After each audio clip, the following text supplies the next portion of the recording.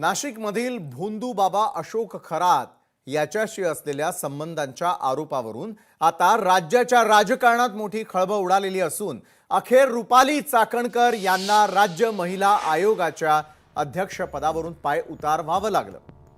खरात यांना अनेक महिलांचं लैंगिक शोषण केल्याचे धक्कादायक वास्तव देखील समोर आल्यानंतर गेल्या 2 दिवसांपासून चाकणकर यांच्या राजीनाम्यासाठी विरोधकांनी अक्षरशः रान पेटवलं।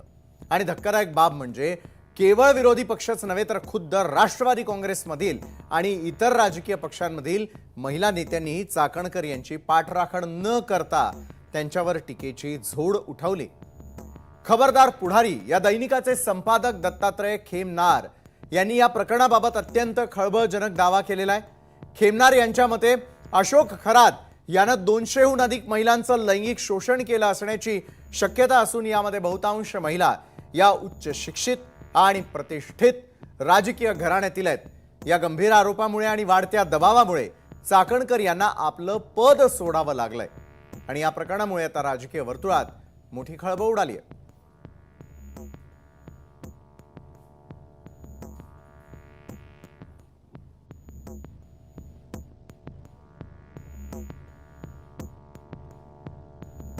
संविधानिक पदावर असणाऱ्या महिला आयोगाच्या अध्यक्षांनी त्यांच्या पीएचे मला फोन आले। एवढं करून त्या पीएने सांगितलं की ताईंचा तुम्हाला निरोप आहे, तुम्ही त्याचा खुलासा करून टाका। तो खुलासा आपण न केल्यामुळे ताईंचा स्वतः मला फोन आला आहे 9 मार्च रोजी। ते पण आपल्याकडे आहे, मी आपल्याला दाखवतो स्क्रीनवरती, दिसतं बघा, पेपर्स माझ्याकडे आहे। 9 मार्चला त्यांचा मला कॉल आलेला आहे। आणि पेपर्स माझ्याकडे आहे ते उपलब्ध। आणि त्यानंतर त्यांनी मला एक पत्र पाठवलं आणि आज एक मला एसपी ऑफिसला जे पत्र पाठवलं होतं त्या पत्रामध्ये तर चक्क माझं दैनिक बंद करण्यात यावं असं त्यांनी दिलं आणि या संपादकावरती गुन्हा दाखल करण्यात यावा असं पत्र देखील जिल्हा पोलीस अधीक्षक आयल्यानगरला दिलंय। एखाद्या पुढारी मंत्री नंतर संत्र्याकडे गेले तर त्या राजकीय पुढाऱ्यांची देखील त्या कॅप्टनचे संबंध आहे। बरं, महिला म्हणून जर महिला आयोगाच्या खेमनरांकडे आपण जाऊ, ही हकीकत सांगू आणि याच्या दत्ता खेमनर कुठंतरी बातमी प्रसिद्ध करतील या दृष्टिकोनातून मी बातमी केली। पण मी बातमी प्रसिद्ध करताना माझ्या बातमीमध्ये कुठेही कॅप्टन अशोक खरातांचं नाव उल्लेख केलेला नाही, कुठेही कोणत्या महिलेचं नाव उल्लेख केला नाही आणि मी अतिशय संविधानाला लोकशाहीला शोभल अशी ती बातमी फक्त महिलांमध्ये जागरूकता होईल आणि कुठून तरी महिला समोर येईल आणि फिर्याद होईल याच अपेक्षेने मी छापली होती। तर एकंदरीतच अनेक धक्कादायक खुलासे आज आपण न्यूज प्लॅनेटच्या माध्यमातून देखील करणार आहोत।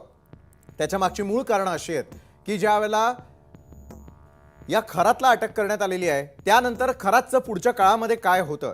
बरं, खरात बरोबर अनेक राजकीय नेते मंडळी, अनेक राजघराण्यातील महिला यांचे देखील संबंध असल्याचा थेट आरोप आपण आताच ऐकलेला आहे। दत्तात्रय खेमनार यांनी लिहिलेल्या या बातमीमध्ये अशा प्रकारचे धक्कादायक खुलासे यापूर्वीच करण्यात आलेले होते।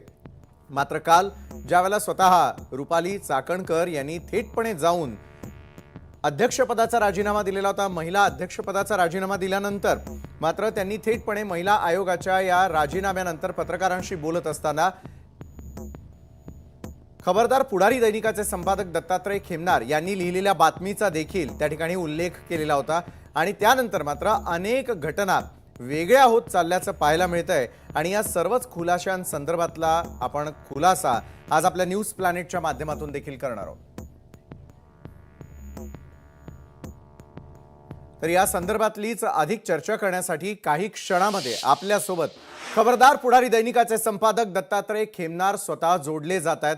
त्यांच्याकडनं आपण सविस्तर माहिती घेणार आहोतच, मात्र वळूयात पुढच्या बातमीकडे, कारण रुपाली चाकणकर आणि भोंदूबाबा अशोक खरात या प्रकरणानं आता एक वेगळंच आर्थिक आणि राजकीय वळण देखील घेतलेलं आहे।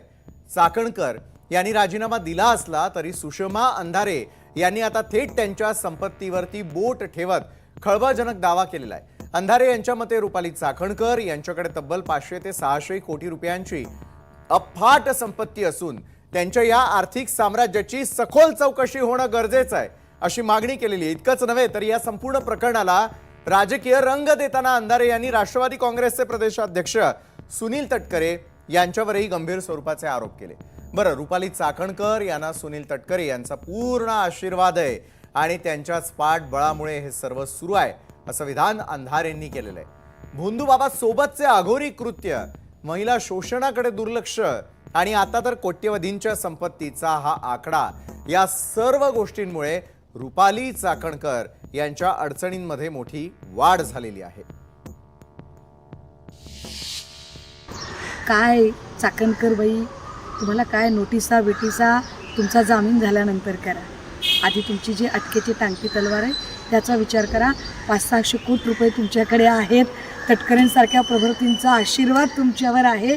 त्यामुळे माझ्यासारख्या सडाफटीन चळवळीतल्या माणसाला तुम्ही धमकावण्याचा नक्की प्रयत्न कराल. मला एकदा नाही अनेक प्रकरणांमध्ये प्रत्येक पदोपदी रुपाली चाकणकरांना कोणी वाचवत असेल तर ते एकमेव नाव म्हणजे सुनील तटकरे.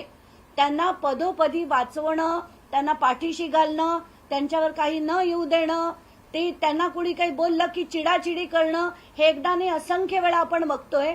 तर ही जे पद होतं, आम्हाला रुपाली चाकणकरांशी काही घेणं देणं नाही. ज्या पदावर त्या होत्या, महिला आयोगाच्या त्या अध्यक्ष होत्या, त्या पदाला काही गरिमा असते. तर आज